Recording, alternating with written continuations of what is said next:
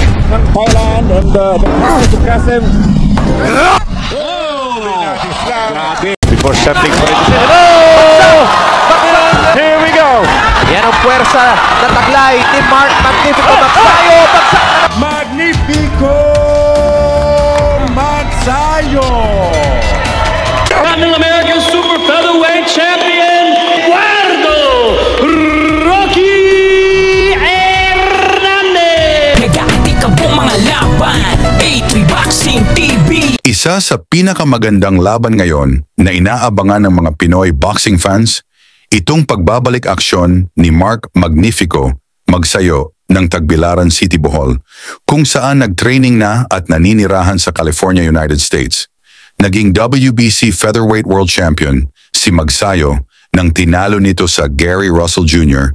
at ngayon ay ranked number 2 sa WBC sa Super Featherweight Division. At ayon mismo sa WBC, sasagupain ni Mark Magsayo ang ranked number 1 contender na si Eduardo Rocky Hernandez na Mexico. May kartadang 37 panalo, 2 talo at 32 knockout.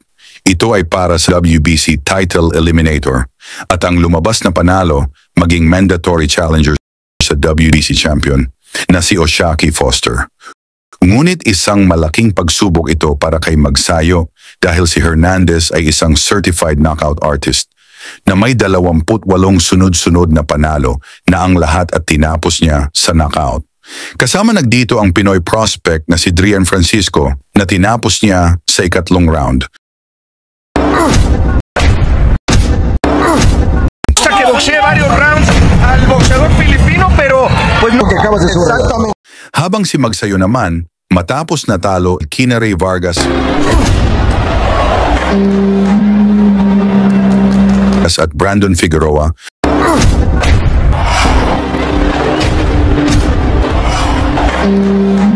kung saan nahirapan siya sa timbang, ay tuluyan nang umakyat sa super featherweight.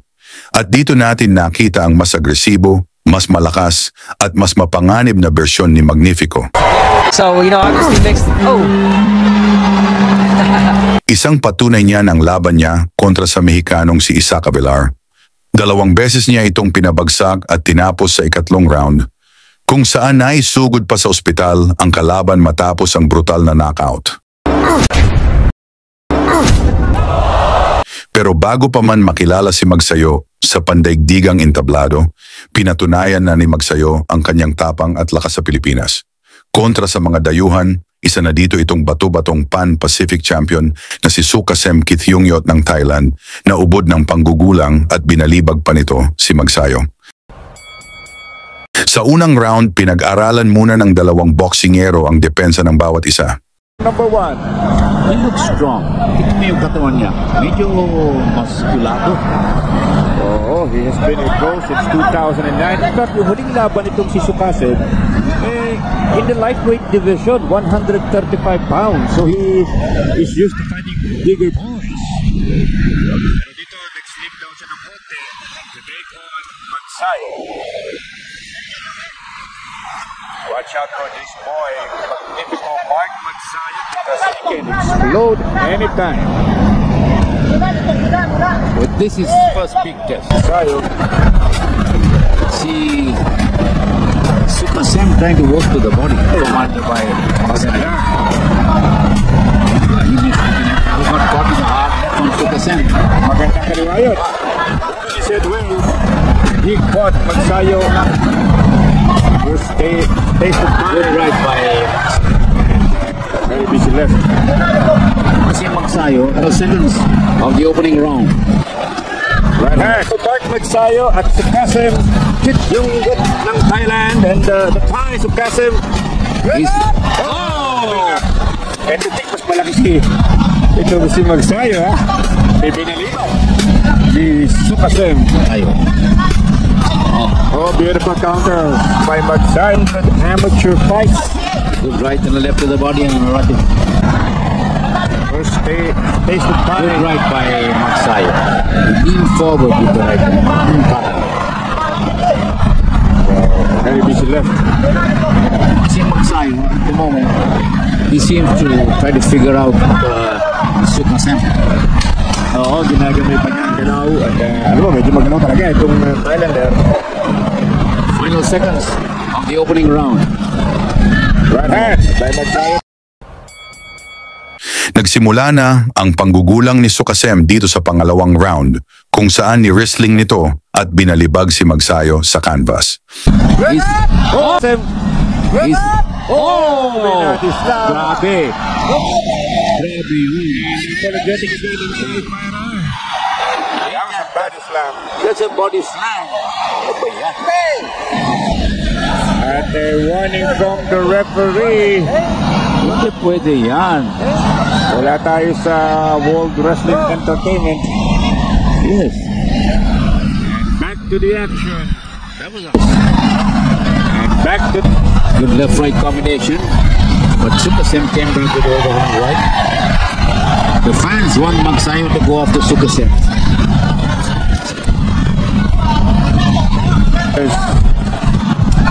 Good body shot. Mula sa mga solidong kanan ni Magsayo na alog ang bato-batong Thai champion, pero nagpakita din ito ng tibay. He's in trouble now. He got caught. He's ready for the taking. Another beautiful right. Beautiful counter right hand. Right uppercut in particular. Big round for Magnifico. Another right hand. Masyadong wild si Sukhasem counter. Final 10 seconds. Magsayo, particularly good round.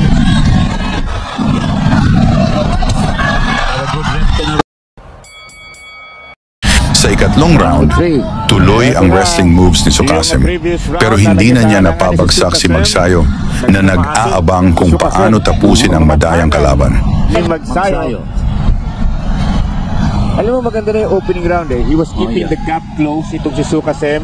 He was weaving well, landing some right hands. Pero ngayon, medyo malayo, pinanggagalingan ng suntok na. Homer, WBC champion back in 1980. Tumama ang mga solidong suntok ng dalawang boksingero na gustong makakuha ng impresibong panalo. Good right up. You like about a lot of promotions. When they work together with ABS-CBN, they bring worthy opponent by Magsayo. Left hook. Yeah, he got him that time. Right hand by Magsayo. Ito naman, under duress na naman itong si Sukhasem. Sa ika-4 na round, patuloy pa rin ang panggugulang ni Sukhasem gamit ang kanyang estilo. Sukhasem Ket Yunggut from Royat, Thailand, coming in with a record of 13 wins, 8 knockouts and only 3 defeats. Magsayo, of course, unbeaten, 9 wins. Sukhasem rushing Magsayo. But look at Sukhasem a little. He looks like a young Rolando Navarrete. I was about to say that yung build niya, no? Oo. Saka yung mukha niya din. Compact. Saka yung mukha niya. The bad boy from the jungle. Rolando Navarrete, former WBC Super Heavyweight Champion back in 1980. Knocked out Cornelius Moza Edward in Villarreal. Good right to the body by Magsayo. Left hook. He got him that time. Rushing right hand by Magsayo. Good counter by Magsayo again. Magnificent counter. Hook left hand. Ganda ng mga uppercut ni Magsayo. Ito naman, under duress na naman itong si Sukhasem. Wow, this is Russia's Thai fighter. Pero sa ika-5 round, dito na nakaganti sa Magsayo. Sukhasem Ket Yunggut ng Thailand. Matibay ang Thailander. Bagamat napakarami ng kanang binitawan itong si Magsayo nakatayo pa rin. He was hurt in round number 2. Hurt again in round number 4. Now still there. Ito pa rin, no? Under pa rin. Oh, what an exchange. Big left by Magsayo.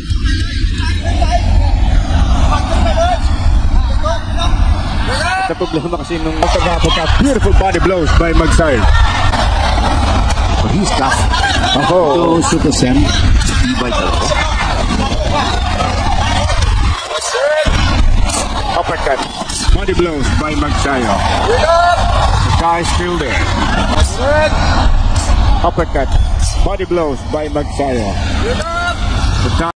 Mula sa solidong pinakawalan ni Magsayo, bumagsak si Sukasem ngunit tumayo pa ito at lumaban.